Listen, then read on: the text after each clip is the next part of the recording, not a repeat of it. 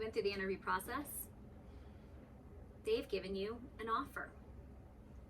Now, how do you evaluate if a job is right for you? Now, there's some things that right off the bat we can be like, nope, that is not for me. I don't want to do that. I don't think that matches my skill set. I'm not excited about that. Off the table. But what about when it aligns? What about when you're kind of excited about it, when it feels good? Okay.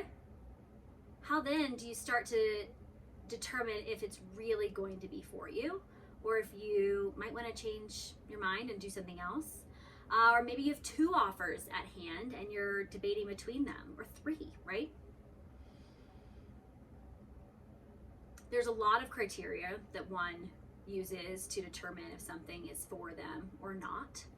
You know, the easy ones are, does it pay you enough to support your lifestyle and make sure that you are able to support yourself and eat and provide shelter and take care of those that you are responsible for, and to live in a way that you expect to live, right?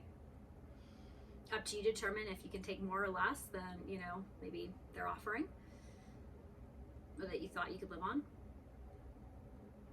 But don't take jobs they're going to pay you less, knowing they're going to pay you less, and think that you can make it work if you have not done the due diligence up front to really put together your budget, to really understand your costs and expenses, and to really understand exactly what taking that offer would do to your finances.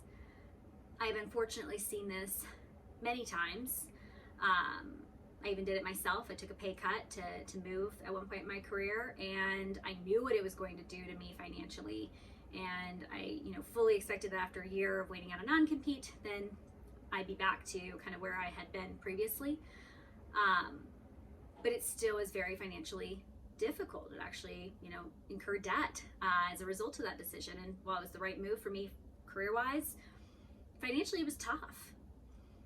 I've seen team members do that as well at organizations where they think they can take a pay cut and then they take it, and then they're really unhappy that now their quality of life has changed as a result of taking on a position, and now they're working harder and longer in order to take on more responsibility, and they don't feel like they're being appropriately compensated for that work. So I think first and foremost, does the job pay you what you need in order to live and do so in a way that you're comfortable with? Don't take a job if you're not confident in what it's going to do to your finances. So in addition to your base compensation, there's also all the other considerations, whether that be bonuses, commissions, equity stakes. You definitely want to make sure that you really fully understand what that is as a part of your offer, and that comprehensively it matches your expectations and you understand how it is that you can achieve those different compensation opportunities, and that you're comfortable with how you would actually be able to make those a reality. Do you understand how you're going to earn your equity, or do you understand how you're going to earn a commission, and do you feel confident about your ability to actually achieve that? That's super important as you go into determining if a position is right for you.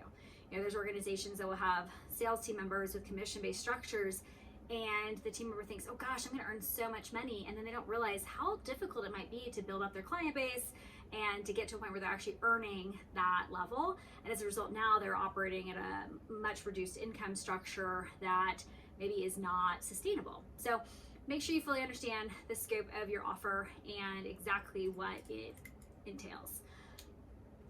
In addition to the financial portion of your offer, make sure you understand all the other components of an offer as well.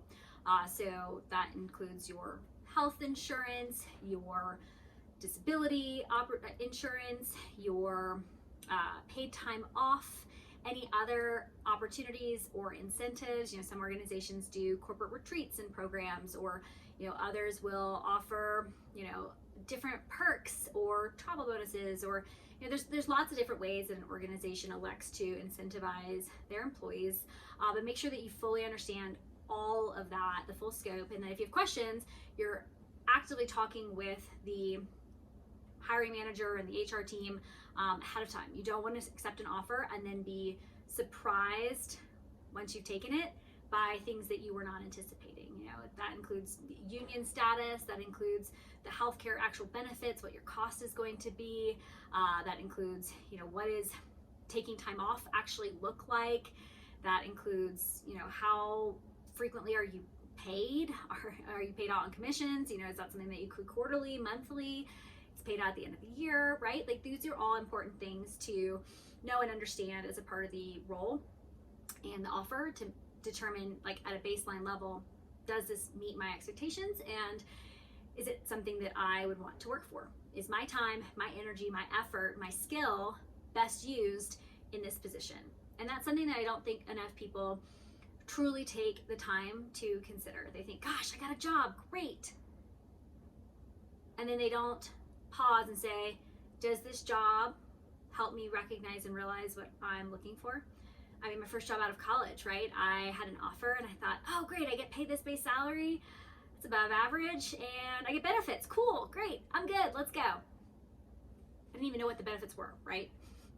They listed them out, but I didn't understand the specifics of them. I didn't understand what that meant. And I didn't know, I wasn't confident enough to be able to ask questions around what that really would mean for me. And so that's where, again, going through the interview process, going through the hiring process, it's corporate dating, and you're determining if it's the right fit for you. And so feeling empowered to ask the questions necessary for you to make informed decisions is critical in your decision-making process. You cannot effectively determine if a job is the right fit for you without going through all of the questions. Okay, so if you've done the due diligence to determine, you know, the qualifiers of, does this job compensate me effectively to make this position worth my time and while? And does it give me the benefits that I need in order to make it a compelling offer? And the answer is yes on both counts. Great. It's time to look for the more subtle considerations of a position and determining if it's the right fit for you. First and foremost, I'd say, you know, what does the culture of the organization look like? What does the organization's goals and corporate responsibility and the, you know, attributes that they present and that they care about, does that align with your values? And if it doesn't, then that's not going to be a good fit. In addition, once you've looked at the corporate values of the organization, what about the team that you're going to be working on? Does the leadership that you're going to be reporting to also mirror those same corporate expectations, or is there a disconnect there, right? That's a good indicator that there's going to be some political friction if they're not in alignment. In addition, do their expectations and how they interact match an environment that you would want to be a part of? Do you get a good sense and feeling when you have interactions with the people that you've interviewed with? Are they people that you'd want to do business with? Are they people that you trust, that you feel exhibit integrity, that you feel look to do the right things, that you feel are authentic and genuine? Because if they don't, then that's not going to be a good fit for you. So if the company is going to pay you what you need, they are offering the benefits that you're excited about, that meet your expectations, the corporate culture is a good match, and the leadership that you're going to be reporting to is also a good match. Those are some really good indicators that, hey, you know what, this might be a really good organization for me. I think the final things that are really important to consider are, you know, what is your work-life balance going to look like as a part of working for this organization? How does this organization like to communicate and interact? You know, are you going to have to travel as a part of this role? And then, is this position going to offer you the career growth, challenge, excitement that you're looking for, that you feel is necessary for you to grow in the direction that you're wanting to grow in? Are you excited about the work that you're going to be doing? Are you going to receive the mentorship and grooming that you would like to receive? Is this position going to now be a great stepping stone to something else that you're looking to achieve? Those are really important things to consider. You know, yeah, you might be being paid well, but if you don't like what you're doing and you don't feel like it's actually helping to further your knowledge and your skill set, it might not be a great opportunity. If you feel like, gosh, it's just a lateral move and I'm not going to be taking on anything more, and I want to be taking on things that are more, well, then that's not going to be a good move. Now, if you're in a position where you're saying, you know what, I'm willing to take a lateral move because this is going to offer me more compensation, or it's going to offer me a better work-life balance, or it's going to grant me, better leadership to work within, or a different corporate reputation that I'm excited about to be a part of. Those are all valid considerations. Everyone will have different qualifiers to determine if a job is the right fit for them. For some people, the financial aspect of it might not be as critical as the work-life balance, or might not be as critical as the work that they're doing, or the fact that the company meets their own personal, social expectations. We all have different things that drive us, and that is perfectly wonderful. This world would not go around if we all wanted the exact same thing. So don't let your decision making be skewed by other people's expectation of what would and would not be a good job for you. You know yourself. You know if something is the right fit. When we take the moment to just take a step back, pause, and say, what does me operating in that role look like? Do I like that version of me? Am I going to be excited about that? Is that going to push me in the ways that I want to be challenged? Is that going to open the doors that I want to have opened? Is that going to give me the education, training, and connections that I am looking to achieve? Only you can decide for yourself. You cannot outsource that decision making to anyone else, because only you know what is best for you. But don't get blinded by one component or another of an offer. Don't get blinded by the fact that, gosh, I just got an offer. That's great. It is great. It's awesome. Taking the time up front to determine if a position is the right fit for you, if it's something you're going to be excited about, will go so far in ensuring that you are motivated by the work that you do, that you're excited, and that it's a great relationship between you and the company that you've chosen to work with. We spend so much of our life working. It should work for us. It should be a positive interaction.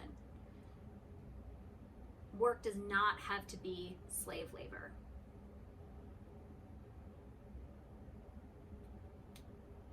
So consider what you want. Consider what's most important to you. And then make your decision from that perspective. I have turned down a lot of positions. Companies that offer a great opportunity, great, cachet with the organization. But ultimately for me, I recognized, nope, that wasn't the right fit. That wasn't the right position. That wasn't the right opportunity. I wasn't going to be motivated by that, whatever it might be. You have to decide for yourself what's right for you. For me, it's being entrepreneurial, getting to have my own business, getting to have my own services firm, getting to work with others in that type of capacity. But I only got to that place after spending years in the corporate landscape, working for other organizations, and learning what I did and did not respond well to, what I did and did not like, what I did and did not want to be pursuing and doing. And so as you're going through your career growth, I encourage you to take every opportunity to say,